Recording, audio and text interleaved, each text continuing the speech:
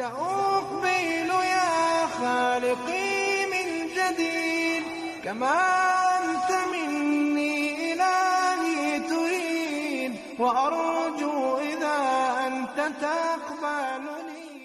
نحمده ونصلي على رسوله الكريم أما بعد فأعوذ بالله من الشيطان الرجيم بسم الله الرحمن الرحيم رب اشرح لي صدري ويسر لي أمري واحلل عقدة من لساني يفقهوا قولي. سورۃ القصص مکی سورت ہے، 9 رکوع ہیں اور 88 آیات ہیں۔ بسم اللہ الرحمن الرحیم طاسیم تلک آیات الکتاب المبین۔ طاسیم میم یہ کتاب مبین کی آیات ہیں۔ شروع میں تو حروف مقطعات ہیں، پھر حسب معمول کتاب کا تعارف کرایا جا رہا ہے۔ آپ نے دیکھا ہوگا کہ اکثر صورتوں کے شروع میں یہ انداز پایا جاتا ہے، حالانکہ سب جانتے ہیں کہ یہ اللہ کی کتاب ہے، لیکن بار بار اس حقیقت کی طرف توجہ دلانا کیا معنی رکھتا ہے کہ لوگ اس کو پڑھتے ہوئے اس کو اس کا حق دیں، اسے کوئی معمولی چیز نہ سمجھیں بلکہ اللہ کی طرف سے آئی ہوئی چیز سمجھیں، اس کی حقیقت کو پہچانیں۔ اور وہ کیا ہے کہ یہ ایک ایسی کتاب ہے جو المبین ہے، اپنا مدعا خوب بیان کرتی ہے، حق کو پوری طرح واضح کرنے والی ہے۔ اس صورت میں ہم دیکھتے ہیں کہ ابتدا میں حضرت موسیٰ علیہ السلام کا واقعہ بہت تفصیل سے بیان ہوا ہے، اور آخر میں قارون کا واقعہ۔ قرآن کریم میں اکثر مقامات پر حضرت موسیٰ علیہ السلام اور فرعون کا واقعہ بہت تفصیل سے بیان ہوا ہے، اور عموماً بھی ہم دیکھتے ہیں کہ انبیاء علیہ السلام کے ذکر میں موسیٰ علیہ السلام کا ذکر پہلے آتا ہے۔ اس کی کیا وجوہات ہیں؟ جیسا کہ آپ جانتے ہیں کہ واقعات قرآن پاک میں لانے کی غرض یہ ہے کہ آپ صلی اللہ علیہ وسلم کو تسلی ہو، آپ کے مخالفین کو تنبیہ ہو، اور ماضی کے واقعات سے سبق لے کر آئندہ حالات اور آئندہ کی اسٹریٹجی کو بہتر طور پر آپ طے کر سکیں۔ تو موسیٰ علیہ السلام کا واقعہ بار بار کیوں لایا جاتا ہے قرآن پاک میں؟ پہلی بات تو یہ کہ موسیٰ علیہ السلام کو آپ صلی اللہ علیہ وسلم سے زیادہ شدید حالات میں فریضہ رسالت انجام دینے کا حکم ملا تھا۔ مثلا حضرت موسیٰ علیہ السلام جس قوم کے فرد تھے وہ بنی اسرائیل تھی، اور بنی اسرائیل ایک غلام قوم تھی۔ فرعونیوں کے نزدیک وہ ایک طرح سے اچھوت تھے، بہت کم درجے کے لوگ تھے۔ بنی اسرائیل کو انہوں نے غلام بنا کے رکھا ہوا تھا، جبکہ اس کے مقابلے میں آپ صلی اللہ علیہ وسلم قوم قریش ہی کے ایک فرد تھے۔ خاندانی حسب نسب کے اعتبار سے آپ کا مقام جانا پہچانا تھا۔ پھر دوسری بات یہ کہ موسیٰ علیہ السلام کو فرعون جیسے مغرور اور سرکش اور فوراً بھڑک اٹھنے والے پرما روا کے پاس جا کر دعوت حق دینا تھی، جبکہ آپ کے مخاطبین آپ کی اپنی ہی قوم کے لوگ تھے۔ پھر اسی طرح تیسری بات یہ کہ موسیٰ علیہ السلام کو بھی حکم یہی تھا کہ وہ دیگر پیغمبروں کی طرح لوگوں کو دعوت توحید دیں، لیکن اس کے ساتھ ساتھ ایک اور کام بھی تھا موسیٰ علیہ السلام کا، اور وہ کیا تھا کہ بنی اسرائیل کو فرعون کی غلامی سے نجات دینا۔ تو گویا بیک وقت 2 ذمہ داریاں تھی آپ کی۔ پھر چوتھی بات یہ کہ فرعون کو حضرت موسیٰ علیہ السلام کی تلاش تھی، کیونکہ جب آپ مصر کو چھوڑ کر گئے تھے تو اس وقت آپ سے ایک قبطی قتل ہو گیا تھا۔ اب جس شخص کے حالات اتنے سخت ہوں، اس کو اگر اللہ کی طرف سے اللہ کا پیغام پہنچانے کا حکم ملتا ہے اور وہ اس فرض کو انجام بھی دیتا ہے، تو اس میں بہت بڑا سبق ہے، اور بہت بڑا پیغام ہے ان سب لوگوں کے لیے جنہیں مشکل ترین حالات میں اللہ کا پیغام پہنچانے کا موقع ملتا ہے۔ اب اپنے آپ کو ایسی جگہ رکھ لیجئے کہ اللہ کے دین کی بات آپ کو تو کسی فرعون کے سامنے نہیں کرنی پڑتی، اور اگر ایسا ہو تو آپ کا حال کیا ہوگا؟ کہاں سے سبق لیں گے؟ کہاں سے آپ کو غذا ملے گی، تقویت ملے گی؟ کیونکہ انسان جب اپنے حالات سے زیادہ کٹھن حالات کسی اور کے دیکھتا ہے تو اس کو تسلی ہو جاتی کہ اگر فلاں ان حالات میں سروائیو کر سکتا ہے تو میں ان حالات میں بھی سروائیو کر سکتا ہوں۔ اگر کسی دوسرے شخص نے اس سے زیادہ بڑی مشکل کا مقابلہ کیا ہے تو میں اس سے کم تر مشکل کا مقابلہ کیوں نہیں کر سکتا؟ تو بہرحال اس واقعے کے بار بار قرآن پاک میں آنے کی ایک بڑی وجہ یہ ہے کہ اس سے اہل ایمان کو تسلی ہو اور اطمینان کے ساتھ مشکل سے مشکل ترین حالات میں بھی اللہ کا پیغام اللہ کے بندوں تک پہنچاتے رہیں۔ پھر اسی طرح اس واقعے سے ایک خوشخبری بھی ملتی ہے اہل ایمان کو کہ حالات خواہ کتنے بھی تکلیف دہ کیوں نہ ہوں، کتنی بھی مخالفت شدید کیوں نہ ہو، لیکن فتح بہرحال حق ہی کو ہوتی، باطل کے پاؤں نہیں ہوتے، باطل باقی نہیں رہ سکتا۔ تو سچے لوگوں کے لیے اس میں ایک بہت بڑی خوشخبری ہے۔ ترتیب کے اعتبار سے بھی ہم دیکھتے ہیں کہ سورۃ قصص مکی صورتوں میں سب سے آخری صورت ہے جو ہجرت کے وقت مکہ اور جحفہ کے درمیان رابغ کے مقام پر نازل ہوئی۔ بعض روایات میں آتا ہے کہ سفر ہجرت میں جب آپ صلی اللہ علیہ وسلم رابغ کے قریب پہنچے تو جبریل امین تشریف لائے اور آپ سے کہا، اے محمد صلی اللہ علیہ وسلم، کیا آپ کو آپ کا وطن جس میں آپ پیدا ہوئے یاد آتا ہے؟ تو آپ نے فرمایا، ضرور یاد آتا ہے۔ اس پر جبریل علیہ السلام نے آپ کو وہ آیت سنائی جو اسی صورت کے آخر میں آئے گی کہ ان الذی فرض علیک القرآن لرادک الی معاد، کہ جس رب نے تجھ پر یہ قرآن فرض کیا ہے وہ تجھے اپنے معاد اصل مقام کی طرف واپس لائے گا۔ یعنی آج آپ مکہ سے نکالے جا رہے ہیں لیکن کل آپ کو یہاں واپس لوٹایا جائے گا۔ اس وقتی جدائی پر آپ غمگین نہ ہوں۔ اور ہم دیکھتے ہیں کہ موسیٰ علیہ السلام کو بھی کچھ عرصے کے لیے مصر سے نکلنا پڑا، پھر اس کے بعد واپس آئے۔ پھر اسی طرح ان کا دشمن فرعون زمین پر بہت سرکشی کر رہا تھا، لیکن ایک وقت آیا کہ وہ ختم ہو گئے اور آپ کی قوم جو تھی انہیں شام اور فلسطین میں دنیاوی اقتدار بھی دیا گیا، جو آگے جا کر ہم دیکھتے ہیں کہ سلیمان علیہ السلام کے دور میں ایسی حکومت اور بادشاہت بنی اسرائیل کو ملی کہ جس کی مثال پھر دنیا میں نہیں ملتی۔ تو اس پس منظر کو سامنے رکھتے ہوئے اس سورت کا مطالعہ کیجئے۔ طاسیم میم تلک آیات الکتاب المبین نتلو علیک من نبأ موسیٰ، ہم پڑھ سنائیں گے آپ کو موسیٰ علیہ السلام کی خبر میں سے، موسیٰ علیہ السلام کے حالات میں سے، وفرعون، اور فرعون کے، کس طرح؟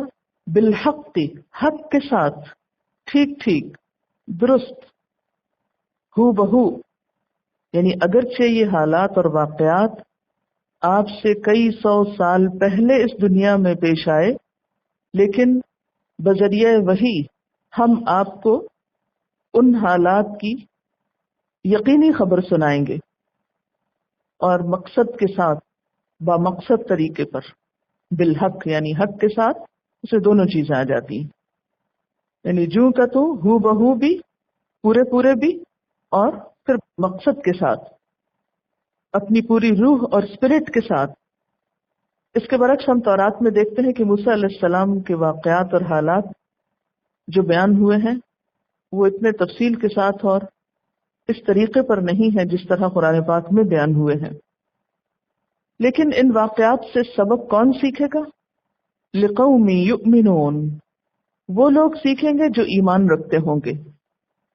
یعنی اگرچہ یہ پیغام ہے تو سب کے لیے، لیکن فائدہ سب کو نہیں ہوگا بلکہ صرف اہل ایمان کو ہوگا۔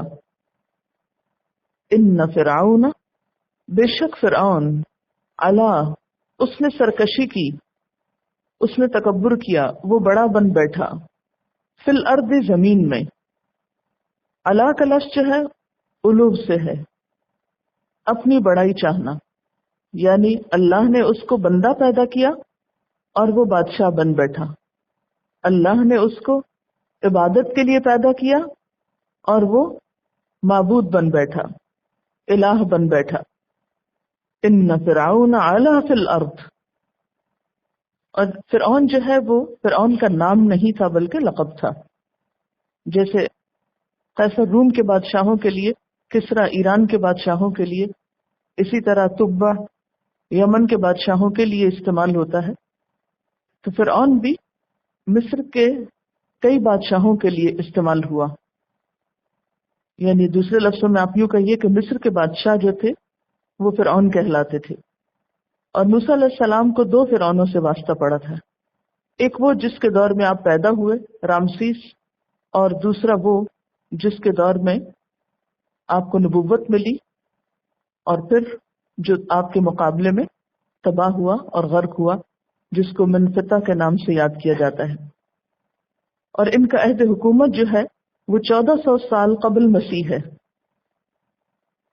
فرعون کا ویسے لفظی معنی جو ہے وہ سورج دیوتا کی اولاد ہے، لیکن بعد میں یہ لفظ متکبر اور سرکش اور متمرد شخص کے لیے استعمال ہونے لگا. آج بھی آپ دیکھیں کسی کو سرکشی کے لیے یاد کرنا ہو تو کیا بولتے ہیں؟ فرعون. ان فرعون علا فی الارض، بے شک فرعون نے زمین میں سرکشی کی، ظلم و ستم کا بازار گرم کیا، خود کو بندگی کے مقام سے اٹھا کر معبود کے مقام پہ بٹھایا. اور دوسرا اس کا ظلم کیا تھا؟ وَجَعَلَ أَهْلَهَا شِيَعًا، اور تقسیم کر دیا اس کے رہنے والوں کو گروہوں میں. شیعہ کا لفظی معنی کیا ہوتا ہے؟ گروہ.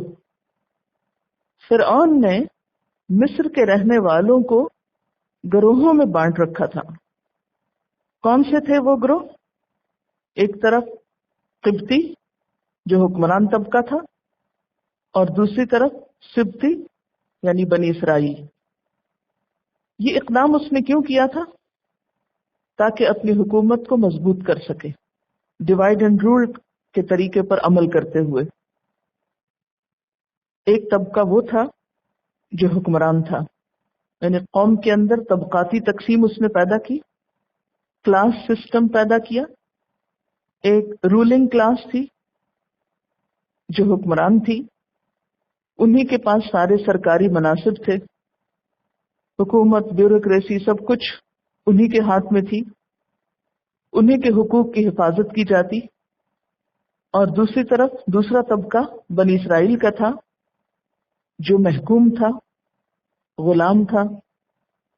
یوسف علیہ السلام کے زمانے میں مصر میں آ کر آباد ہوئے یہ لوگ، اور یہاں پر وہ حکمران کی حیثیت سے داخل ہوئے تھے، اور 1 صدی تک تقریباً انہوں نے وہاں حکومت کی.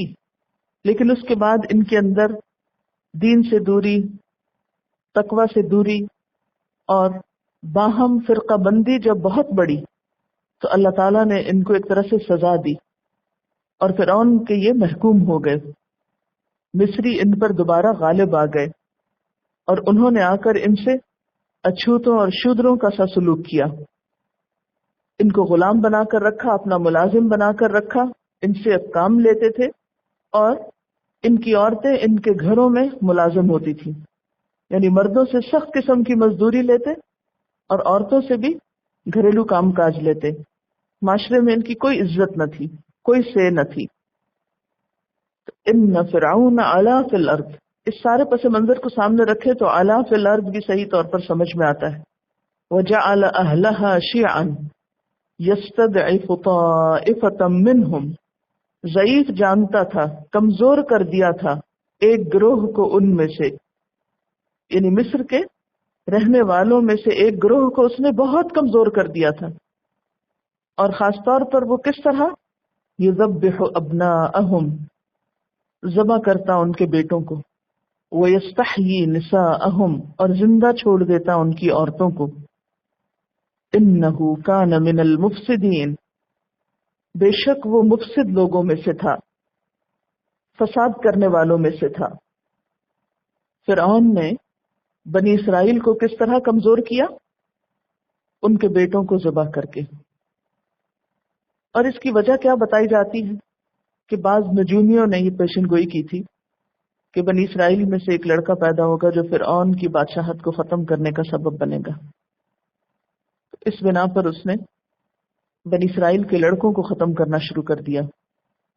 پھر کسی نے آ کر اس سے کہا کہ دیکھو اگر یہ سارے بنی اسرائیلی ختم ہو گئے تو تمہارے سخت کام کون کرے گا، مزدوری کون کرے گا؟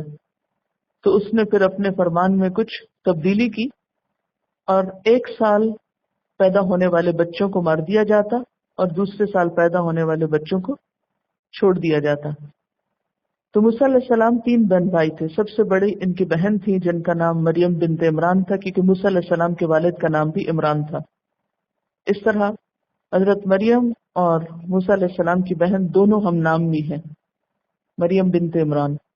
پھر ان کے بڑے بھائی تھے ہارون علیہ السلام، وہ اس سال پیدا ہوئے کہ جب بچوں کو مارا نہیں جاتا تھا، اور پھر سب سے چھوٹے موسیٰ علیہ السلام تھے۔ بہرحال موسیٰ علیہ السلام اس سال پیدا ہوئے جیسے آگے بھی آئے گا کہ جس سال میں بچوں کو ذبح کیا جاتا۔ اچھا، بعض کہتے ہیں کہ نہیں، نجومی کی خبر نہیں تھی، بلکہ ابراہیم علیہ السلام کی طرف سے یہ خوشخبری نسل در نسل منتقل ہوتی آئی کہ بنی اسرائیل کے اندر ایک بچہ ایسا پیدا ہوگا جو ان کو ذلت اور رسوائی سے نکالے گا۔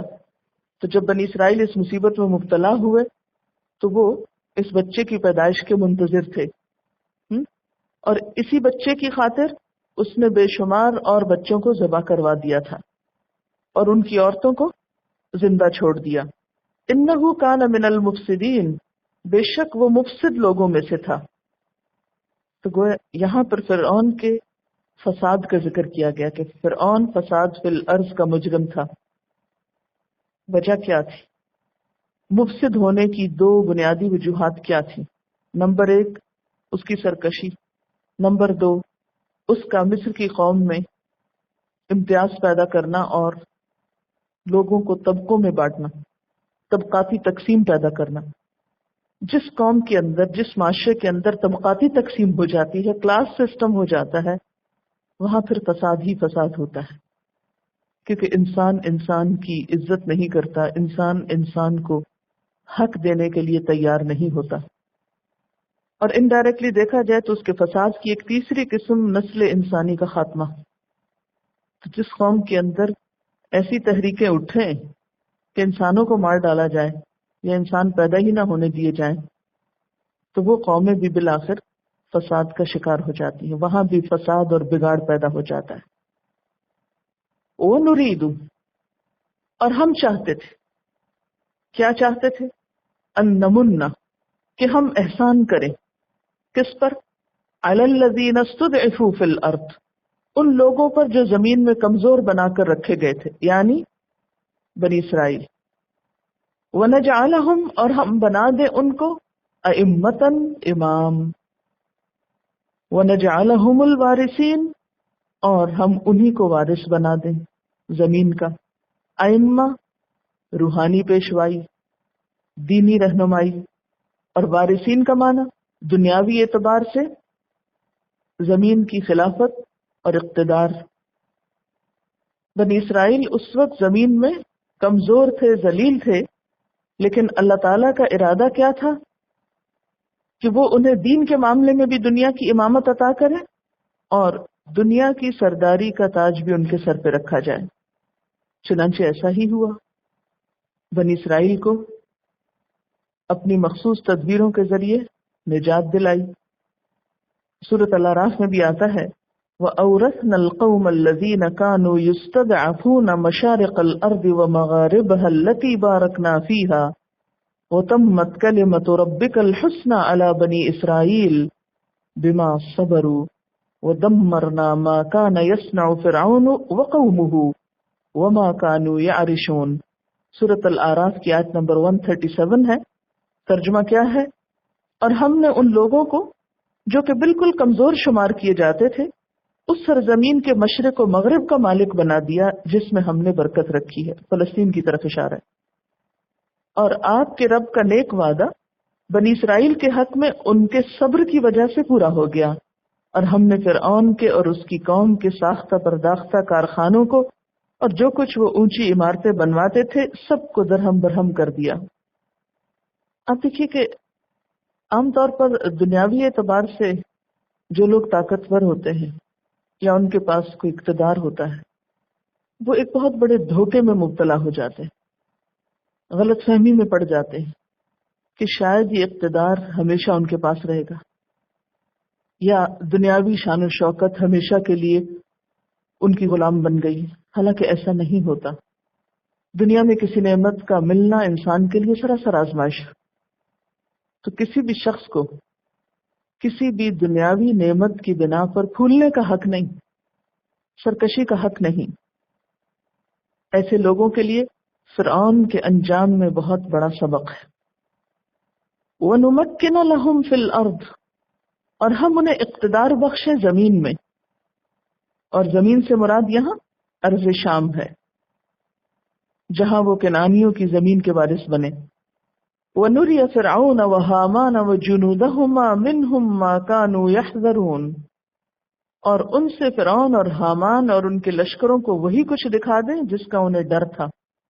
یہاں حامان کا نام پہلی دفعہ استعمال ہو رہا ہے، یہ فرعون کا وزیر تھا، اور ہم چاہتے تھے کہ فرعون اور حامان اور ان دونوں کے جو لشکر تھے ان کو وہ دکھائیں جس سے وہ ڈرتے تھے، جس کا انہیں اندیشہ تھا۔ اندیشہ انہیں کیا تھا کہ ایک اسرائیلی کے ہاتھوں فرعون اور اس کے لشکروں کی تباہی ہو جائے گی، جس خوف میں وہ مبتلا تھے اول دن سے۔ ہم نے اس بات کو ان کے سامنے حقیقت کر دکھایا۔ اچھا، اب یہ ہے کہ یہ ہوا کیسے، یہ سب کچھ کیسے ہوا، کس طرح ممکن ہوا۔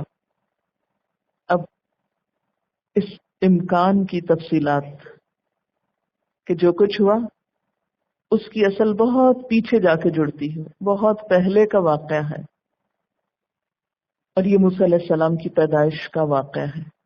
یہ کہانی موسیٰ علیہ السلام کی پیدائش سے شروع ہوتی ہے۔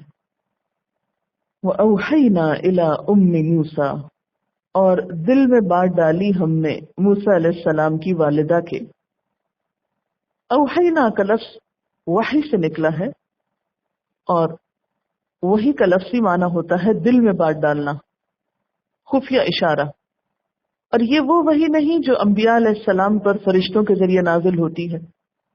اور اگر یہ سمجھا جائے کہ فرشتہ آیا تھا تو فرشتے بسا اوقات عام انسانوں کے پاس بھی آتے ہیں، جسے بخاری میں ایک واقعہ آتا ہے نا جس میں کچھ لوگوں کی آزمائش ہوئی تھی مال کے ذریعے، تو ایک فرشتہ جو تھا وہ ایک فقیر مسکین کے روپ میں اندھے، گنجے اور برس والے شخص کے پاس آیا تھا۔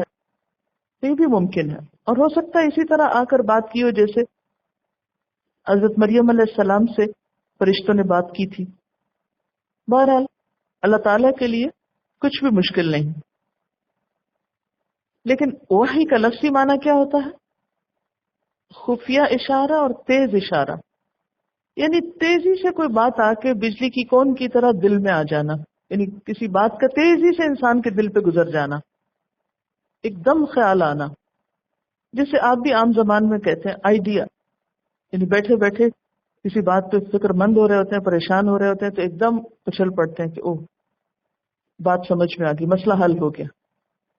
تو موسیٰ علیہ السلام کی پیدائش کے بعد ان کی والدہ بہت پریشان تھی کہ میں کروں تو کروں کیا، اگر فرعون کو اس بچے کی ولادت کا علم ہو گیا تو وہ چھوڑے گا نہیں۔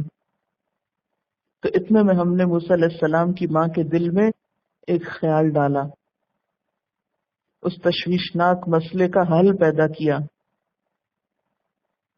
ان کو وحی کی، کیا؟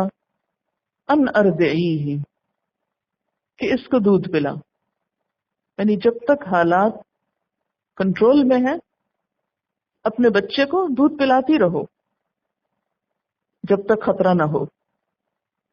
فَإِذَا خِفْتِ عَلَيْهِ، پھر جب تم اس پر خوف کھاؤ، جب تم کو ڈر ہو کہ یہ بچہ پکڑا جائے گا، فَأَلْقِيهِ فِي الْيَمِّ، تو اس کو دریا میں ڈال دینا، وَلَا تَخَافِي وَلَا تَحْزَنِي، اور یاد رکھو ڈرنا نہیں غمزدہ نہیں ہونا. انا رادوہ الیکی، بے شک ہم اس کو تمہاری طرف واپس لائیں گے، ہم اس کو پلٹائیں گے. وجاعلوہ من المرسلین، اور ہم اس کو رسولوں میں سے بنائیں گے. اب ایک دودھ پیتے بچے کی ماں کے دل میں اللہ تعالیٰ کیسے خوبصورت خیال ڈال رہے ہیں، کتنے بہترین الفاظ سے خوشخبری دی جا رہی ہے. اور پھر یاد رکھیے کہ اس سورت کس موقع پہ نازل ہوئی ہے، جب نبی صلی اللہ علیہ وسلم ہجرت کر رہے ہیں. ایک دریا کی لہروں کی نظر کیا جانے والا بچہ ماں کے پاس واپس پلٹ سکتا ہے، تو آج اگر انہوں نے آپ کو اس ملک سے نکال دیا ہے تو آپ کو بھی واپس پلٹایا جا سکتا ہے. کیونکہ ان واقعات میں نبی صلی اللہ علیہ وسلم کے لیے ایک بہت بڑی تسلی بھی تھی. اور یہ ایک حقیقت ہے کہ انسان صرف کتابوں سے نہیں سیکھا کرتا، دوسرے انسانوں کے رویوں سے بھی سیکھتا ہے، دوسرے انسانوں پر بیتنے والے حالات سے بھی سیکھتا ہے. بس شرط یہ ہے کہ اس کی اپنی آبزرویشن کتنی ہے، یا اس کے اپنے دل دماغ کی کھڑکیاں کتنی کھلی ہوئی ہیں، اور وہ کتنا حساس دل رکھتا ہے، کتنی سوچ سمجھ رکھتا ہے. تب آپ دیکھیے کہ کتنی باتیں بتائی جا رہی ہیں. پہلی بات کہ اس کو دودھ پلاتی رہو.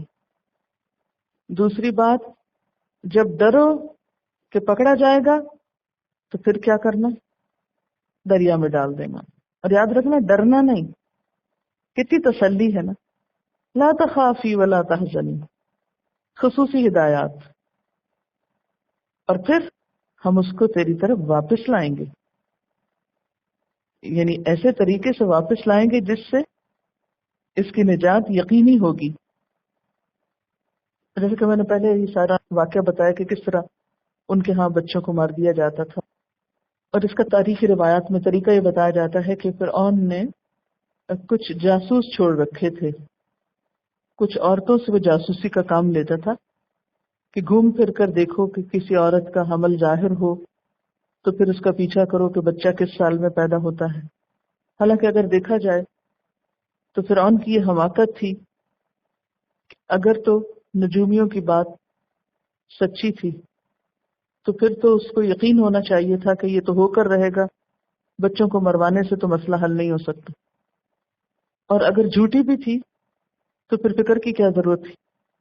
ایک جھوٹ اور وہم کی بنیاد پر سینکڑوں بچوں کا قتل، اس کا کیا جواز بنتا ہے.